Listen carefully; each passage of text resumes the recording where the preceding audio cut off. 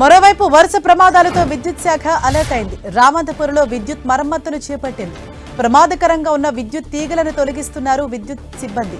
వారం రోజుల్లో వినాయక చవితి ఉన్న క్రమంలో నగరమంతా స్పెషల్ డ్రైవ్ చేపట్టనున్నట్లు తెలుస్తోంది. రామంతపూర్ ప్రమాదం పూర్తిగా విద్యుత్ శాఖ నిర్లక్ష్యమంటూ స్థానికులు మండిపడ్డారు. పెద్ద ఎత్తున ఆందోళన కూడా నిర్వహించారు. ఈ ప్రమాదంపై సీఎం రేవంత్ రెడ్డి దిగ్భ్రాంతి వ్యక్తం చేశారు. బాధ్యులపై కఠిన చర్యలు తీసుకుంటామని హెచ్చరించారు. అలాగే ఇలాంటి ఘటనలు పునరావృతం కావద్దని అధికారులను అప్రమత్తం చేశారు. సీఎం ఇలా హెచ్చరించిన కొద్ది గంటల్లోనే మరో 2 ప్రమాదాలు జరగటం అధికారుల నిర్లక్ష్యాన్ని బయటపెట్టింది.